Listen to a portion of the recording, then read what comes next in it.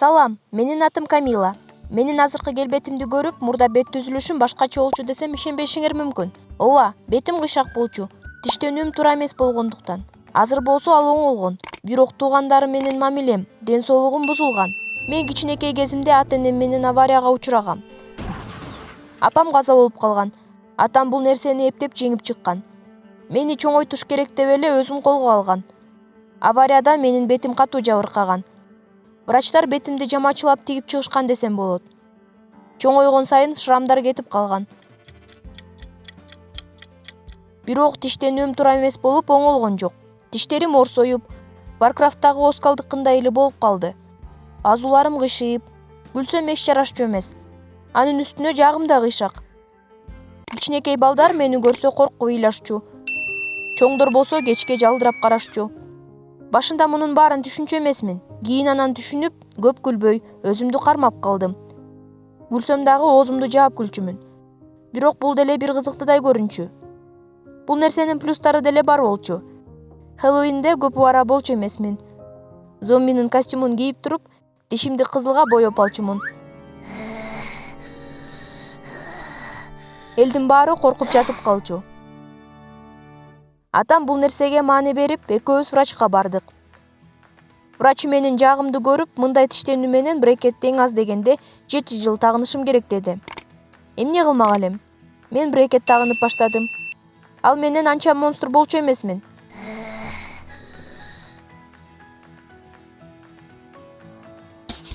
Убакыт өтүп жатты. Тиштенүүм дагы оңоло баштады. Мен сүйүнүп баштадым. Бул убакыттарда кыздар балдар менен сүйлөшүп башташат, а мен брекет менен аябай уялчумун. Андан дагы атам апамды жоготкондон бери мени башкаларга аябай кызганчу. Ошондуктан балдар менен жолугушканда анын көзөмөлүндө болушубуз керек болчу. Аларга катуу мамиле кылчу. Жолукканда дароо канчалык деңгээлде олуттуу мамиле кылат, ата-энеси ким болуп иштейт, өзүнүн алдыдагы пландары кандай деп сурамжылап баштачу. Мындай сурамжылоодон кийин тиги балдары качып баштачу. Мен атам менен урушуп жүрдүм. Бирок ал укчу эмес. Ошондо мен апам антмек эмес дедим. Атам үчүн апам эң ыйык киши болчу. Ошондуктан апам жөнүндө айтылган кандайдыр бир нерсе аябай таасирдүү болчу. Атам макул деди.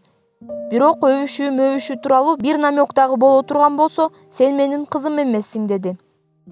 Бул бир четтен ультиматумдай эле болду. Бирок атам үчүн бул нерсе абдан чоң кадам болчу. Мен бул ультиматумга бир уртам эркиндик болсо дагы макул болдум. Мен дароо жигит издеп баштадым. Мага бир бала жагып калды. Ал жакшы окуучу, олуттуу, өзүн жакшы алып жүрөт.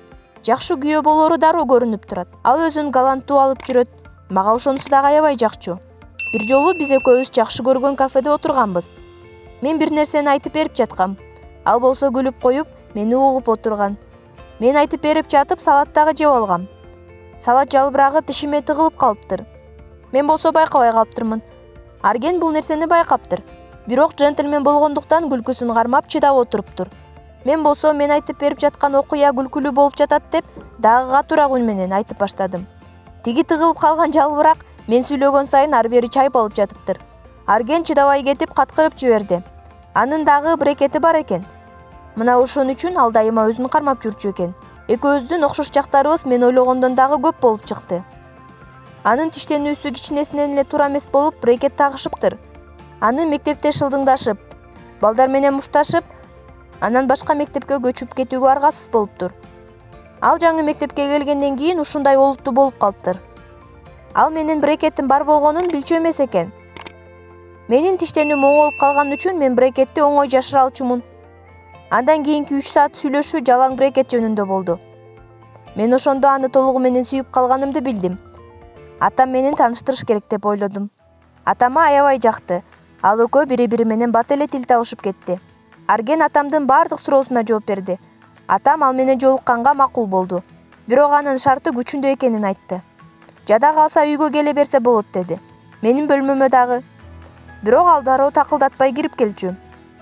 Биз сүйлөшүп отурганбыз. Анан Арген француздар кантип өбүшөрүн көргөзөм деди. Мен макул болдум. Биз өбүшүп баштадык. Андан дароо эшиктин үнү угулду. Биз тура калалы десек, брекеттерибиз бири-бирине илинип калды. Атам бөлмөгө кирип келди. Биздин ооздорубуз жабышып турганын көрдү.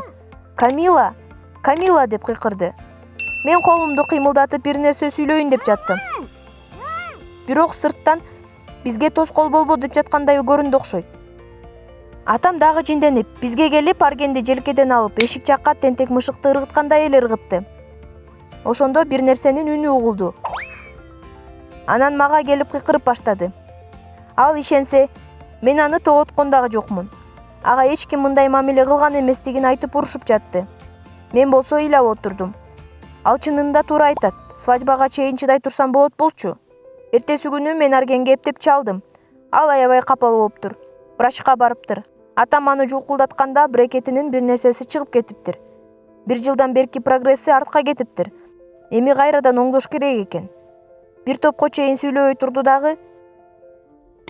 Биз сүйлөшпөй эле турганыбыз жакшы деди. Мен кечирим сурап жаттым. Ал болсо врачтар чакырып жатат деп телефонду коюп салды. Ошондон бери биз сүйлөшө элекпиз. Атам экөөбүздүн мамилебиз дагы бузулду. Ал мени менен сүйлөшчү эмес. Кыска эле суроолорду берип койчу. Бир нече айдан кийин менин брекетимди чечишет. Тиштенүүм дагы оңолуп калды. Бирок бул нерсе мени кубандырган жок. Мен эң жакын адамдарым менен болгон мамилемди буздум. Стресстин айынан дагы гастрит пайда болду. Кечкисин уктай албай кыйналам. Анан антидепрессанттарды ичип, диета кармап жатам. Мына ушундай менин окуям. Каналга катталып, ой пикирлериңерди жазып койгула. Менин атым Элнура, 14 жаштамын. Мен мектеп окуучусумун. Үйүмдүн маңдайымда бир башкача киши жашайт. Менин угушум боюнча ал дүрбүсү менен мени аңдып жүрүптүр. Кийинип жатканымда же болбосо уктап жатканымда. А мен болсо чечинип жалаңаш жатканды жакшы көрөм. Парданы жаап жата албайм эч. Мен аны коркутуп коеюн деп досторума айттым. Алар анын квартирасын таап, эшигин такылдатышты. Бирок ал ачпай койду. Анан алар ар кандай сөздөрдү айтып, коркутуп кетип калышты. Эртең менен ошол киши эч нерсе болбогондо мени дагы дүрбүсү менен карап жатыптыр. Аябай жиним келип, муну дагы катуу коркутуп коюш керек экен деп чечтим. Жаш кыздарды аңдыган кандай болор экен билсин. Анан дагы мен бойго жете элек кызмын да. Шаарыбызда ушунча педофилдер көбөйүп кетти. Муну жөн коюп койбош керек. Мен ишти баштадым. Айткылачы достор, мен туура эле кылып жатамбы? Менин досторум, тактап айтканда жигитимдин достору, дагы эле аңдып жатканын угушуп жинденишти. Башында почтасына майып кылып салабыз деп коркутуп кат жазышты. Анан бензин менен эшигин өрттөштү, бирок ал темирден экен. Балдар педофилди аңдып анан кармайлык дешти. Качан ал магазинге чыкканда. Тиги болсо кечке эле үйүндө отура бербейт да. Биз анын келбети кандай экенин билчүбүз. Мен аны телефонума тартып алгам да, бирок алыс жактан. Ал чоң киши болчу. Тактап айтканда, абышка эле. Мынасыга, абышка педофил. Бир күнү балдардын бири чалып, аны көчөдөн кармап алганын, анан аны коркутканын. Эң башкысы экинчи кошуна Элнура деген кызды карабай жүр деп бетке айтканын айтты. Чынында ал абышка күчтүү экен. Колундагы таягы менен башка уруп, анан мылтыгын алып чыгыптыр. А менин досум аран качып кутулуптур. Ошондуктан жок дегенде 2-3 бала керек эле аны жазалаш үчүн. Чынында бир нече күн ал жоголуп кетти. Сиягы коркуп калса керек, мага туруп бере турчулар бар экенин билип. Бирок 3-чү күнү кайра мени дүрбүсү менен карай баштады. Эмне? Дагыбы? Сен даана жинде болуп калгансыңбы, абышка? Мен жигитиме чалып жиним менен кыйкырып уруштум. Бир болбогон абышкадан кызын коргой албаган баланын мага кереги жок, дедим. Жигитим Чика, мен сени уктум, деп туруп акырын трубканы коюп койду.